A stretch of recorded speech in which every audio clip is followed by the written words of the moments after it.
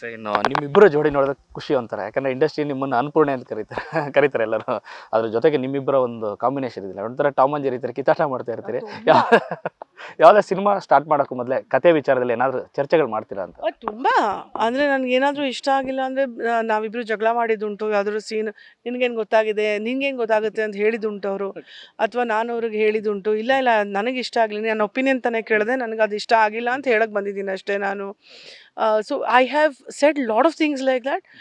But ಅದನ್ನು ಒಂದು ನಾನು ಹೇಳ್ತೀನಿ, ಪ್ರೇಮ್ ಲಿಸನ್ಸ್ ಟು ಎವ್ರಿಥಿಂಗ್. ಆ ಮೂಮೆಂಟಲ್ಲಿ ಅವ್ರು ಏನಾದರೂ ಆರ್ಗ್ಯೂ ಮಾಡ್ಬೋದು, ಬಟ್ ಅದಾದಮೇಲೆ ಪ್ರತಿಯೊಂದು ಕೇಳ್ತಾರೆ ಅವರು. he takes everybody's opinions. I think for every man ಅದು ಬಹಳ important, to take somebody's opinion ಬಹಳ ಇಂಪಾರ್ಟೆಂಟ್.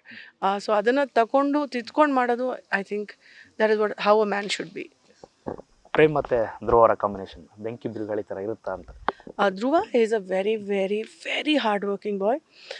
ನಾನು ನೋಡಿರೋದು ಏನು ಅಂದರೆ, ನಂಗೆ ಗೊತ್ತಿಲ್ಲ, ತುಂಬ ಜನ ಬೇರೆ ಏನೋ ಹೇಳ್ಬೋದು, ಬಟ್ ನಾನು ನೋಡಿರೋ ಧ್ರುವ ಹೆಂಗೆ ಅಂತ, extremely hard working, extremely honest with his work. ಬೆಳಗ್ಗೆ 7:15 ಅಂದರೆ 7:15 ಸೆಟಲ್ ಇರ್ತಾನೆ ಅವನು. ಆ್ಯಂಡ್ ಹೀಸ್ ವೆರಿ, ಅಂದರೆ ಪ್ರೇಮ್ ಮತ್ತು ಅವನು ದೇ ವೆರಿ ಫ್ರೆಂಡ್ಲಿ. ಸೊ ಇಬ್ಬರು ಮಾತಾಡೋದಿರ್ಬೋದು, ಅವ್ನು ಆಡೋದಿರ್ಬೋದು, ಅವ್ನು ಕಾಲು ಎಳೆಯೋದಿರ್ಬೋದು. ಬಟ್ ನಾನು ರಾತ್ರಿ ಎಲ್ಲ ಫೈಟ್ ಶಾಟ್ ಎಲ್ಲ ಅವ್ನು ಫುಲ್ಲು ಏನೋ ಅವ್ನು ಫುಲ್ ವೆಟ್ಟಾಗಿ ಒಂದು ಫೈಟ್ ಇದೆ. ವೆರಿ ಹಾರ್ಡ್ ವರ್ಕಿಂಗ್ ಕಣೋ ಆ ಹುಡುಗ, ತುಂಬಾ ಹಾರ್ಡ್ ವರ್ಕಿಂಗ್ ಹುಡುಗ. ಆ್ಯಂಡ್ ತುಂಬ ಚೆನ್ನಾಗಿ ಮಾಡಿದ್ದಾನೆ. ಎಲ್ಲ ಸಿನಿಮಾಗಳು ಹಿಟ್ಟಾಗಬೇಕು ಒಬ್ಬ ಮನುಷ್ಯಂದು ಅಂದರೆ ಆಗಲ್ಲ. ದಿಸ್ ಇಸ್ ಒಂದೊಂದು ಆಡಿಯನ್ಸು ಇಷ್ಟಪಡಲ್ಲ, ಒಂದೊಂದು ಆಡಿಯನ್ಸ್ ಇಷ್ಟಪಡ್ತಾರೆ. ಬಟ್ ಅವ್ನು ಯಾವ ಸಿನಿಮಾಲೂ ಹಾರ್ಡ್ ವರ್ಕ್ ಕಡಿಮೆ ಮಾಡಲ್ಲ ಕಣೋ.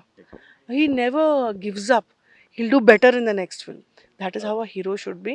ಆ್ಯಂಡ್ ಅವನು ಆ್ಯಕ್ಚುಲಿ ನಮ್ಮ ಸಿನಿಮಾಲಿ ತುಂಬ ಸಾಥ್ ನೀಡಿದ್ದಾನೆ, ಇದಂತೂ ಹೇಳ್ತೀನಿ.